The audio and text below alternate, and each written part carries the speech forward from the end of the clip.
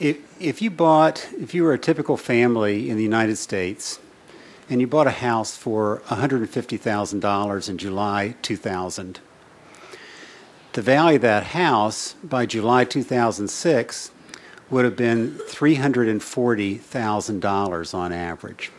That's a run-up of 126 or 127%. I start with that statistic because I think if anyone wants to understand where this crisis started and where it's going to end, you have to still look at the housing market. So I want to make a few comments about the housing market, talk a little bit about where it is now, talk a little bit about why there was a housing bubble, and give you sort of a rough and ready projection of where housing prices are likely to end up in the next year or so. One of the things that people often remark on is that after a bubble pops, it's apparent that it was a bubble.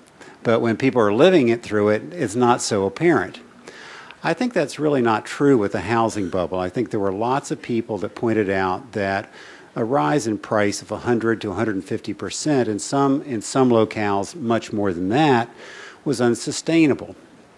If you look at household income from 2000 to 2006, it grew at a steady and respectable pace of about 4% a year, or about a third over that period of time. At the same time, housing prices were running up at about 4 times that rate. That's not sustainable. People have to be able to pay for houses at some point in the future. So why did this happen? Well, there are 2 points I want to hit on very quickly. One reason that the housing bubble got started was an environment of very low interest rates, and low in 2 ways.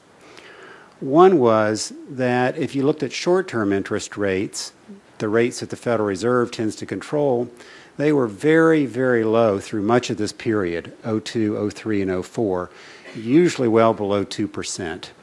That means that borrowing, especially short-term borrowing, was very advantageous. 2% is a good interest rate. Mortgage rates were also down. Mortgage rates during this period of time, 5, 5.5%, 6%, that kind of thing.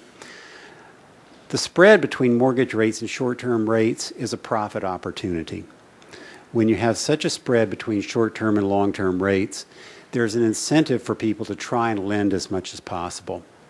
And when that happens, you drive up the demand for housing prices. I think that's pretty clear. The second thing is the structure of lending as it evolved in the first decade of this century. As most of you know, when you write or take a mortgage out, the person that writes the mortgage is not the person that holds the mortgage. It's a segmented process. An originator sells the mortgage to someone who sells the mortgage to someone else. It's called securitization. One of the things we